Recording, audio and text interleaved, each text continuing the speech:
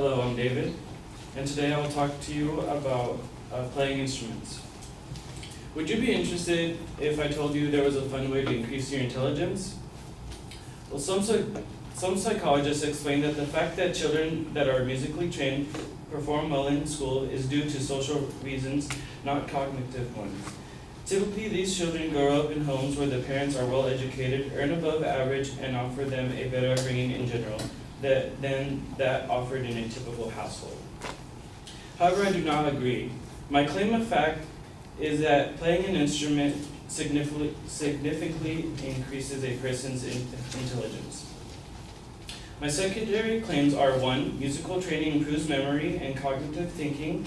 2. Learning music has the same principles as learning a new language.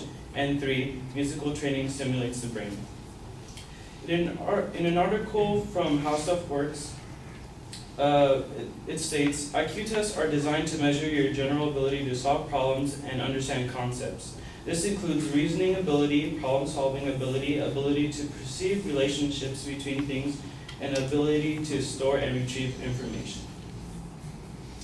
Another article from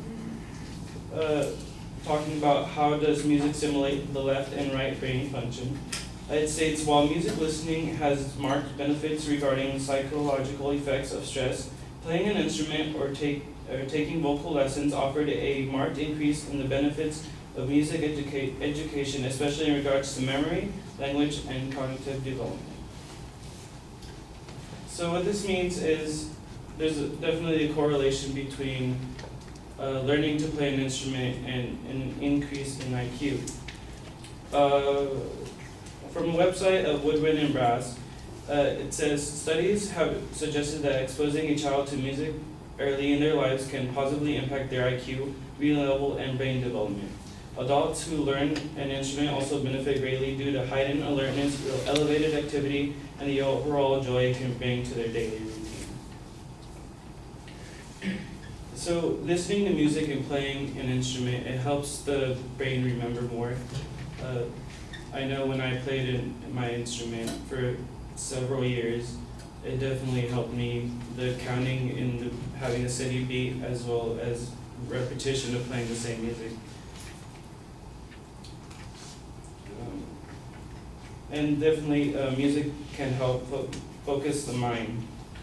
An article from the American Psychological Association, lead researcher Glenn Schellenberg says that the recent study builds on work he published in 2004, in which 6-year-olds given a year of voice or piano lessons saw a significantly larger increase in IQ than a control group that waited a year for musical instruction.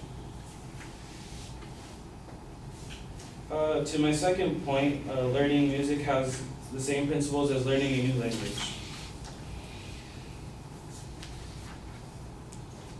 An article, Learning a New Language at Any Age Helps the Brain, on lifescience.com, states that in the new study, bilingual young adults perform better in ignoring irrelevant stimuli and focusing on relevant information.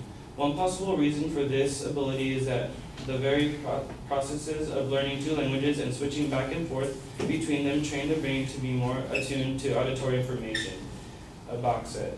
Bach is Dr. Thomas Bach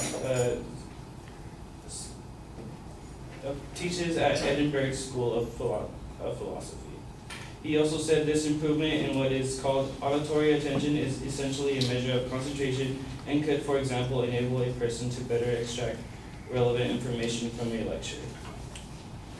So learning a new language, it does help increase your brain activity. And playing an instrument is like learning a new language. There are a set of rules just like learning a new language. And thus, music is another type of form of language, and as well it would increase brain activity. My third major claim, musical training stimulates the brain. An article states that the right brain, often considered the more subjective and creative hemisphere focus on melody and music. The left hemisphere, considered the analytical part of the brain, is responsible for understanding of musical structure and motor skills, such as playing the violin. In an article from Music Enhances the Mind of the website Woodburn and Brass, states Dartmouth music psychologist Peter Janata published research in the journal Science where he confirmed that music has a greater effect than any other stimulus to enhance connections between the brain's right and left hemispheres, as well as the areas where memories and emotions develop. So music, when you play an instrument, you use both sides of the brain, and that, of course, stimulates the brain. And just like any muscle, the more you work on it, the more you try to strengthen it, the better and stronger it becomes. So the more you use your brain, of course, the more you would gain intelligence. So in conclusion, because 1, musical training improves memory and cognitive thinking. 2, learning music has the same principles as learning a new language. And 3, musical training stimulates the brain. That is why playing an instrument significantly increases a person's intelligence.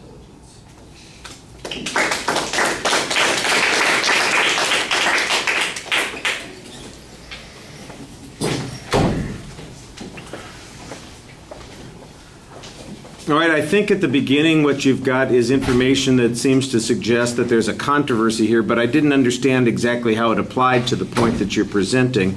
Your proposition is clearly stated, though, and there's a very clear layout of what the supporting structure for the speech is going to be. You signpost those points on the second and the third point. When you get to the body of the speech on the first point, you just kind of dive in instead of reminding us about what that first point is. Now, you do summarize it as you get to the end of that point, so that helps a little bit, but I think it's not quite as clear as it could be. I thought you did a pretty good job citing a variety of sources in identifying the impact on IQ, but none of your information seems to suggest what the quantifiable impact of this is. There's a lot of stuff that says it has a greater impact than something else, but none of it says, you get 5 more IQ points for every hour of doing this, or, except for there was one study that made a reference to a specific number of points in the change there.